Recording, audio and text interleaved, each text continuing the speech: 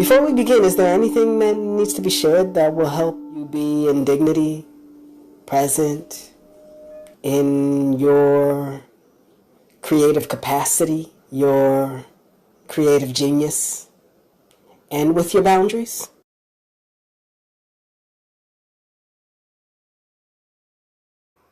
In so many ways, my perception of what a body was meant to look like came from television. It's all right. You just gonna go away like that? Look at me. I'm evolving. I'm gonna evolve. Watch. I'm evolving. Look at me evolving. Yeah, flying through time and space. And we're back on HHU Radio. Whoo! Hood hippie universe. Callers calling right now. Callers calling. And I just want to really invite you to focus on your body now with the fourth air. Whoo! Getting with that fourth air, and we have a caller. Welcome to the universe. What you got for us? I am called within. Stillness and peace I am. Was that a bell? I think I heard a bell. Oh, fly. You stay in my head. You must be a star. Stay on this screen. Who? We out here. We out here. Hood hippies. Hood hippie universe.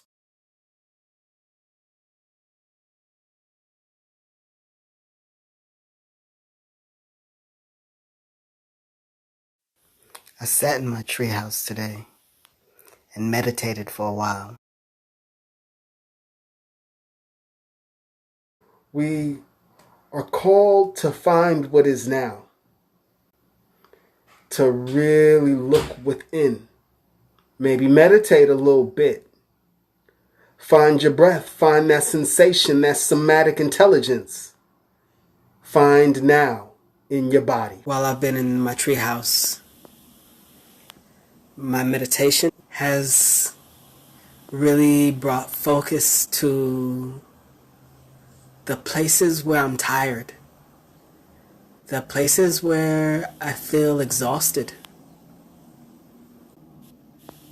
as though I am trying to give that which I don't have, as though I'm working 100 times as hard as I need to be, not only trying to give something, but trying to find it as I'm trying to give it. That's not going to happen.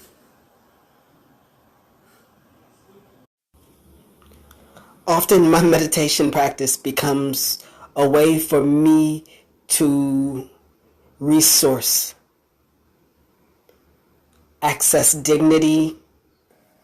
There's no one in the whole multiverse more worthy of love than you. Are you a little uncomfortable? Was that a bell? I think I heard a bell. And we're back on HHU Radio. Whoo! Welcome to the universe. What you got for us? They asked me to repeat this. There are QPOC people in the future. You know what that calls for. Whoo! Whoo! Twerk tunnel! One of these days, and it won't be long, you're gonna look for me, and I'll be gone. One of these days, and it won't be long. Get it. You're gonna look for me, and I'll be gone. I'm round tripping on a one-way ticket, pass through security, leaving all my liquids. Get it. Missing, Park. always love it, reminiscent. My growth elicits, my exit, my entrance. I visit and vacate. All I placate, love is calling in the wind, walk them with. And I just want to really invite you to focus on your body. Feel it in your body. For such a project, freedom It's the come. first part of my body. It's here. The expanse It is feels here. like a pillar in my life. You in right it, you now. are it.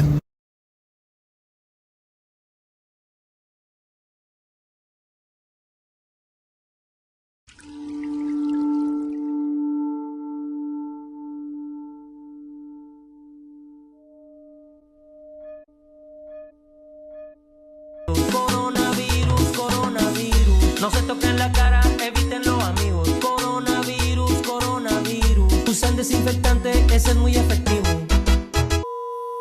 It's all right. You just gonna go away like that.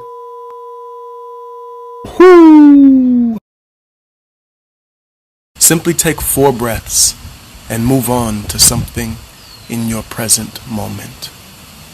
I am called within. Stillness and peace I am. Was that a bell?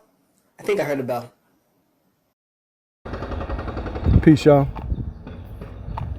Out here, maybe like y'all, enjoying the sun, the warmth of all this heat that our atmosphere is storing right now. Concerned and basking. Story of my life. So today I wanted to offer us I wanted to explore some memory palaces.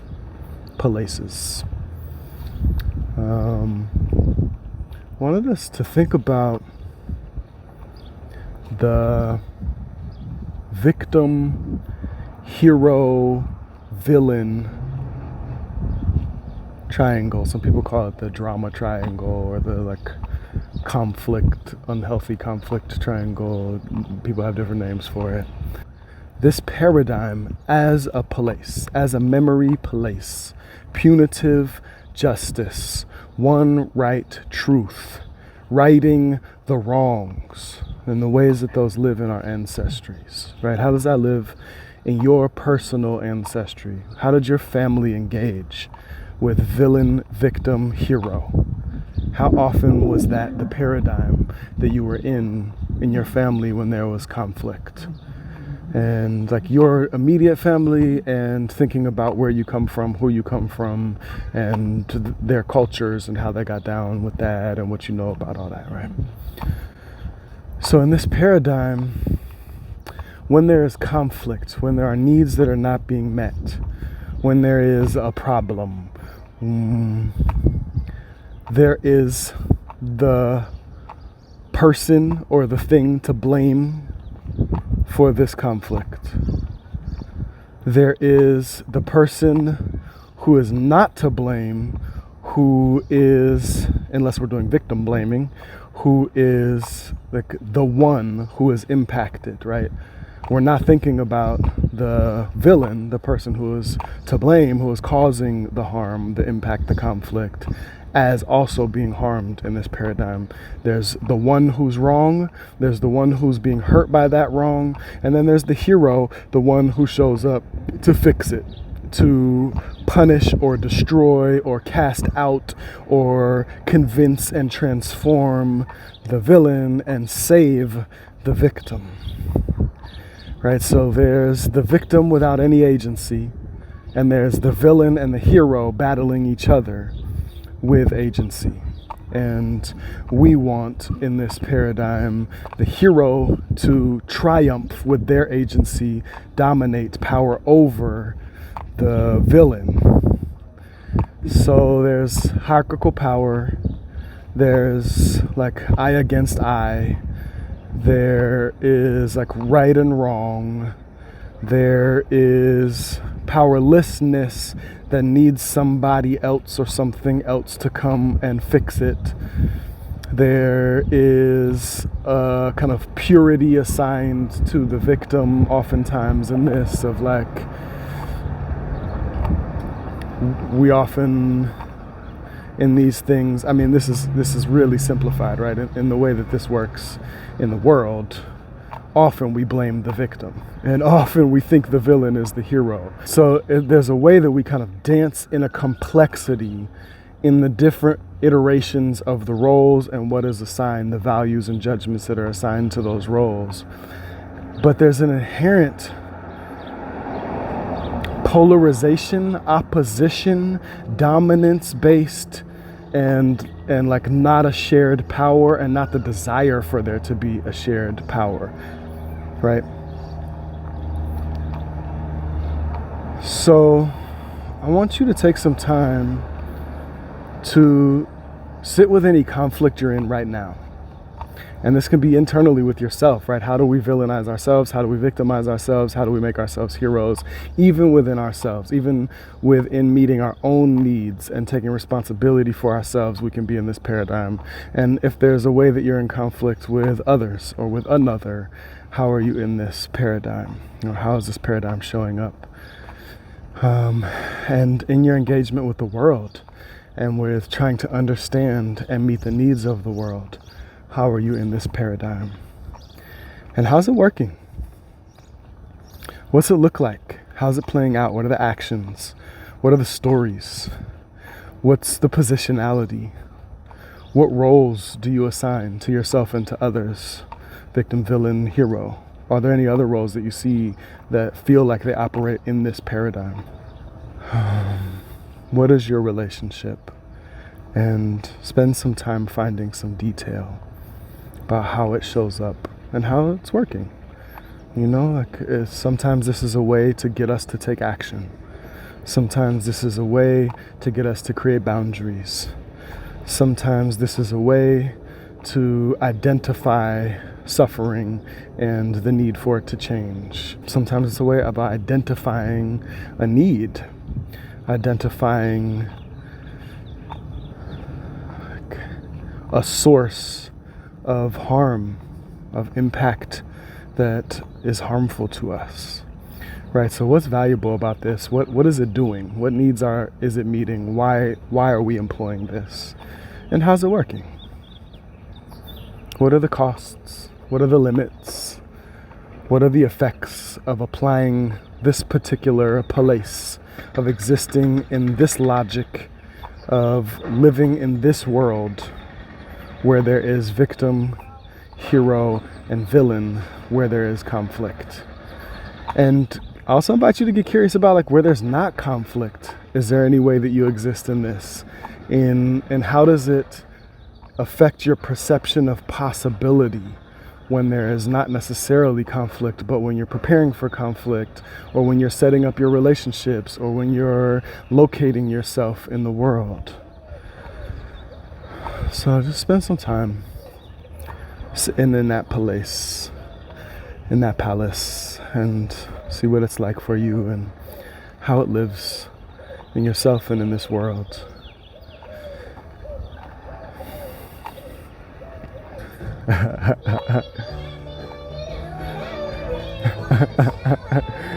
Yeah. Just take a moment.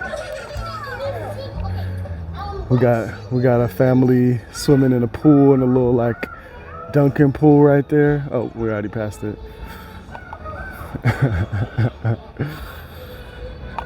So I want us to invite, like, how is the victim, hero, villain pyramid like that salty glass of water? Can it be like the lake? I want to invite us into another memory place with the medicine wheel. So I want us to explore the medicine wheel as a way of also being with conflict, as a way of being with shared needs in a contained ecology where those needs are intersectional, and where there might be harm, and where there might be different perspectives and needs needing to be navigated, where there might be inequity in the distribution of those needs and the needs being met and the resources to meet those needs, right? Where the victim, hero, villain paradigm shows up. What if we orient in the memory place, in the world and the ecology and the logic of the medicine wheel. So also in the Ancestral Somatics training for today, June 17th, there is the Tsalagi, the Aniunwiwa, the Cherokee, all one thing, different words, originally known as the Aniunwiwa, called the Tsalagi by the neighboring tribe when the anthropologists asked them, which means cave dwellers, because we lived up in the mountains in the caves, sometimes known as Cherokee, which is said to come from Tsalagi, which is like an even further removed anglicization of Tsalagi. So Aniunwiwa, medicine wheel, which we won't go that deep into. There's a bunch of different iterations of the medicine wheels where the colors are placed differently, where there's a couple different aspects that are there or not, where they mean slightly different things. The one that's there, you see the globe, and then you see the medicine wheel on the inside. So it gives us a 3D experience of the medicine wheel. That's why I added that one. And then below, there's a page that talks about what the medicine wheel is. And so what is shared, that as far as I understand, kind of between all the different ways of experiencing the medicine wheel, is that it's a representation. It's a symbol that contains layers and layers and layers of very practical teachings that help us experience ourselves and the world according to the laws of the universe and nature. So the medicine wheel tells us that we all belong. It's a circle. It's the earth. It's the earth's movement. It's all the celestial bodies. It's the seasons. It's the cycles of life that operate on the micro every day, every moment, and through a whole lifetime, and through a whole eon, through a whole era, right? So it's a fractal experience. And one of like some of the core things that it shows us is the life cycle of, well, let's start here. One of the core things that it shows us is that we all are within the circle of life, that everything is sacred, that everything that is here has a purpose, that is divine, that is like consciously chosen through a sacred intent for the benefit of all. And it tells us that our job and our place in that is equal to all others in the circle. And our job in it is to maintain the sacred balance of the circle with everybody else in it, to consider everyone else as much as ourselves, to nourish and nurture ourselves as that sacred thing so that we can also nourish and nurture the world and every other being in it that belongs here and is sacred just like us. And it tells us of a cycle of growth, of wisdom. It tells us of the life cycles. We start in the east, where the sun is, and we start with an element, with air in the medicine wheel that I work with. This is where it gets a little bit different, but I'll share this from where I work with. And this is taught to me by some Peruvian folks, some like largely Anglo-Peruvians who work deeply with the teachings of the Incas and the Quechua peoples and the Queros who were able to escape to the mountains in Peru and the tops of the Andes where the Spanish didn't come and colonize, so they still hold a lot of the old wisdom. And it's not that different from a lot of folks. The Cherokee get into some other shit. The Lakotas also have some contact with the Lakota lineage, and there's some similarities here, but just to name where it comes from to me directly. So, take it with a grain of salt. I am not initiated. I am not working closely on a regular basis with these folks, but I am in my own ancestral prayers, practices, studies, and at my altar, and as a regular practice.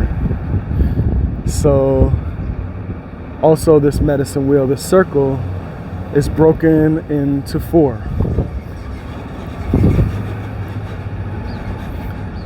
Broken into quarters for the 4 sacred elements and the 4 cardinal directions.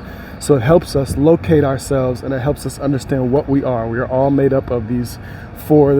This is kind of our elemental makeup. All of us, all life on Earth, made up of these 4 cardinal elements, located, centered in the 4 directions that create this Earth. The East is the top right quadrant.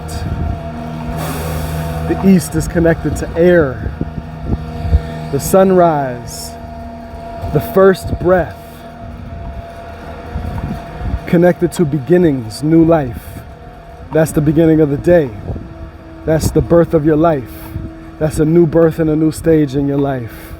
That's each moment beginning again.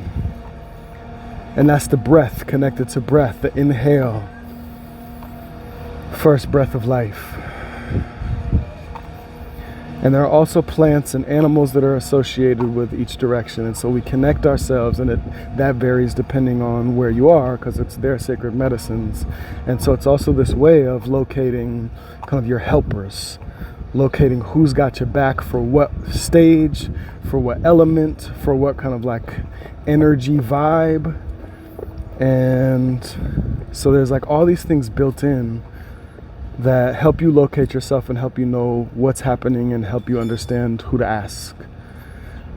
So we go down clockwise to the bottom right quadrant, and we've got the fire.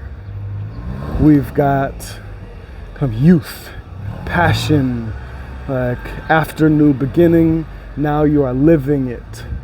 And it's like still the kind of freshness of living it. There's like seeking in this energy. There's like playfulness and passion in this energy before the thing has become kind of ordered, organized, completely formed. There's a rawness to this place. Then we go to the bottom left quadrant, and we've got the West.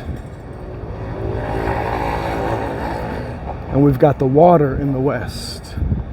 And this is a maturation process. This is adulthood. This is like you have taken the beginning, has taken form, it has lived long enough to kind of organize itself and grow into a pretty steady form. There is a settledness, there is a like in your purpose, serving, there is a like doing the thing, been doing the thing long enough that you just kind of doing the thing, you grounded in it. It's not so much seeking, it's more like, oh, I got it, I'm in it, cool. West is also, in this stage, the beginnings of release. The beginnings of preparation for eldership and then death, ancestry. And so built in to each of these steps is the knowing that there will be an end. And then, because it's a circle, is the knowing that you will begin again. Each moment, each day, each life, the whole life, each eon, the whole eon cycles of the earth, perhaps why it's so hot. Maybe it's not all of our faults. If we get less human-centric, if we get out of that victim, hero, villain triangle, maybe we step into the sacredness of the cycles of this place and the cycles of ourselves as being this place. Impossibly intertwined, not able to act in any way that is actually outside of what this place is doing, this earth, this circle, this medicine wheel, this web of life. So after the West, we move to the North, the upper left-hand quadrant. And in the North, this is elderhood, and this is ancestry. This is Earth. This is when we prepare to return to the Earth. This is the recognition that our ancestors is the Earth.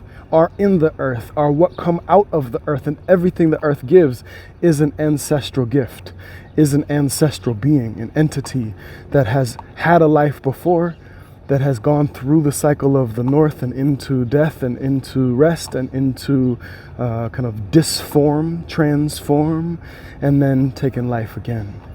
And so there's this knowing, this recognition of this cycle, of this continuity, of this belonging, of everything being a part of that, knowing this too shall pass, knowing this is from the past, knowing I'm headed to another form at some point, just like everything else, and we're all in it together. So there's the 7 sacred directions. You know this in casting a circle, you know this in the medicine wheel as well. We've got below.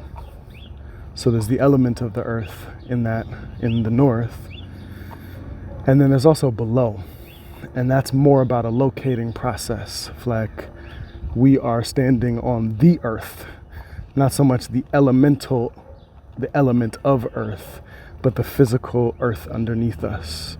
But again, that's locating ourselves in that north property of underneath us, where we are grounded, is actually our ancestor, is actually the ancestry, is actually this place of rest, of wisdom, of transformation, of having completed a cycle. So we're standing on that completion and held up by that completion and located on that. And then there's above, and there's recognition that our eldest brother, the sun, is up there, and the star nations are up there, and Grandma Moon is up there, and you might call them different roles depending on where you're from. So there's the recognition of, like, we are held also in the circle of the atmosphere, right? We can breathe that first breath because we've got this atmosphere above us. We have this passion, this fire in us because we've got this sun that makes us grow, that gives us life, that makes us reach for that fire, for that light inside of ourselves and outwardly, right? We've got the tides that give us life and that cause the breath, that first breath, to move throughout the world because of that moon up there, moving the waters in our bodies and on this planet, keeping those waters alive and flowing. We've got this earth because it's circling the sun, and that keeps it spherical, and that keeps us held close to the earth with enough space to move around and walk like I am and jump and fly if you Michael Jordan or fly in the airplane if you got money to do that. You got a way to do that, while also being held to the planet that is shaped perfectly in the way that designed us to be perfectly fit to that earth. So all the directions and then there's within us, you. There's within, where everything is contained. Us, just like the medicine wheel, a fractal on the micro and the macro, on the inner and the outer, everywhere, everything from the same source and actually containing all of it within us each. So this as a memory place, as opposed to, maybe not opposed to, right? Because I guess in this paradigm, victim, villain, hero has a sacred place here too. And if we locate ourselves in this medicine wheel, how is that a different way of looking at conflict? If we are located in this medicine wheel,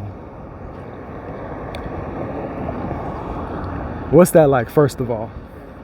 Who are you? How do you experience the world? How do you experience life? If everything is sacred, if everything is equally important, if everything belongs here, if everything is a part of a perfect process that comes from the intention of something much bigger than us that created this whole thing, that created us, right? How do we orient to ourselves and to life through that place, through that ecology, through that logic. If these processes, these cycles of birth, of life, of death, of transformation, of moving through form, are grounded in wisdom and beauty, medicine, healing, health, wellness, thriving, and if that medicine, that wisdom, that healing, that thriving is supposed to be for everybody equally, and if all beings here are needed for that to happen, if all beings contain an equal amount of wisdom, equal amount of the thing that created this whole place and the intention that created this whole place, then what is the medicine of each being? What is the medicine of each moment? And how is it helping bring wisdom and beauty? What's it like to orient there? This moment, not static.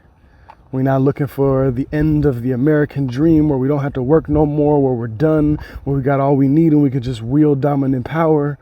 But actually each moment is a process and it will never stop being. It will always continue to be. And that's what we're here doing, and that's why we're here.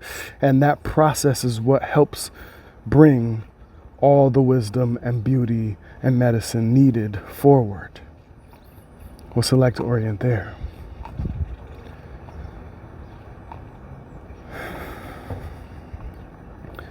And if you turn towards conflict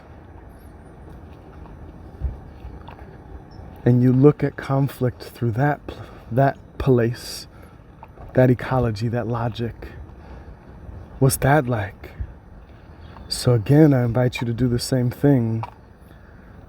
Any place you're in conflict in yourself right now. Sweat is in conflict with my eye. What happens when you apply, when you stand, locate yourself in this medicine wheel, in sacred process, in the cycles of nature, in belonging, in equality with all, in need for all actually to have your full self and to have all the medicine, beauty, and health that you need? What's it like to look at the conflict like through that?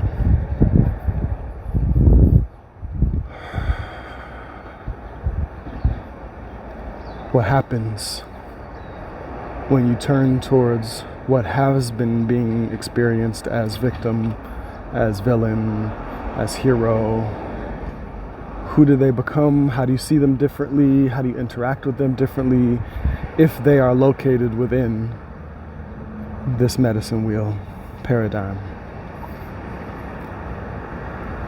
With yourself, with others, with the world. Who responds? What are the orientations, the paradigms, the desires, the intents of the responses within this paradigm? What shifts around what's needed, around need itself?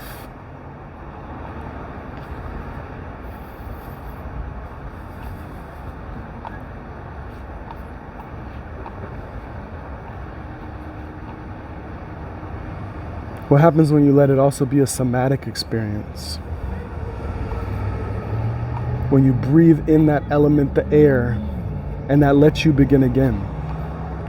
When you feel your passion and your fire, your warmth, when you feel the warmth coming to you, if you're outside and it's hot right now. What happens when you let that invigorate purpose, passion, the youthful knowing, the youthful freedom, the youthful innocence, the I say freedom because it's like lack of constraint from a set form yet. So like the newness and the flexibility of fire. What happens when you feel the waters in your body and you let that be part of releasing anything that you're holding, the preparation towards death?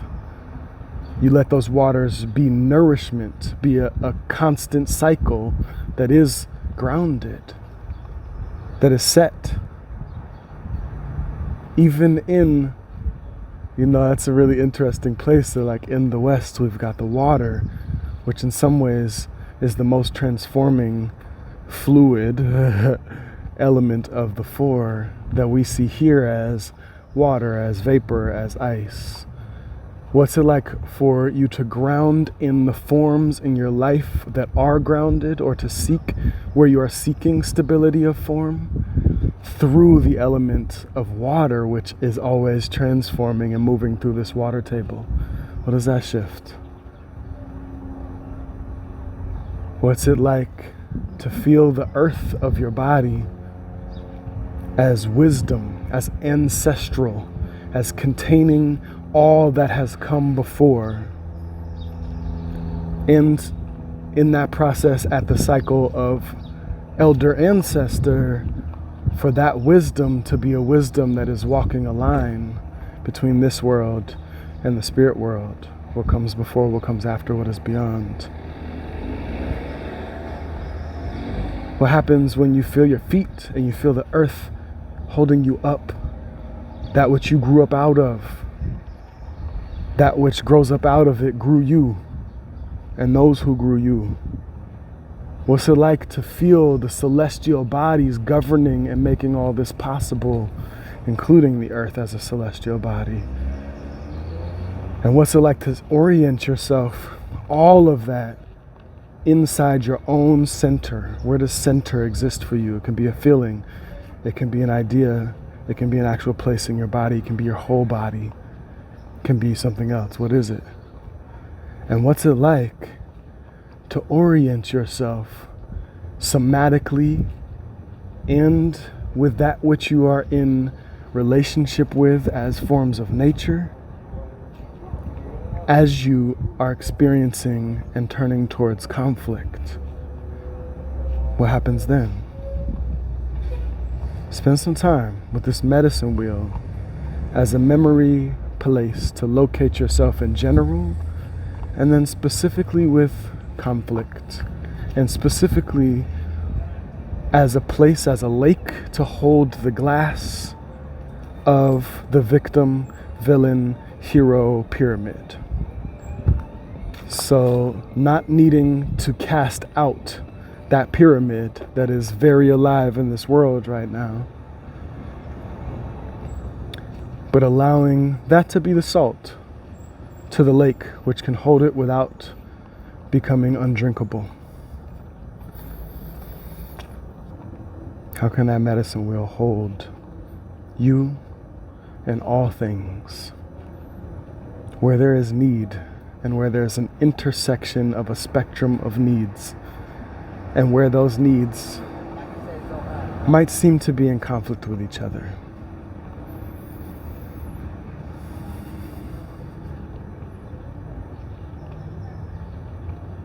And invite you to give this, your practice with these, to your ancestors and to your descendants in whatever way you do. Could just be like, I feel my ancestors behind me right now, feel them around me right now, feel the descendants in front of me. They're like running on the sidewalk, kind of giggling and hopscotching. And I give this to them. I feel them receiving it. Feel it in the jump of the hopscotch of my descendants. I feel my ancestors nodding and smiling and coming closer, able to hold me deeply right now.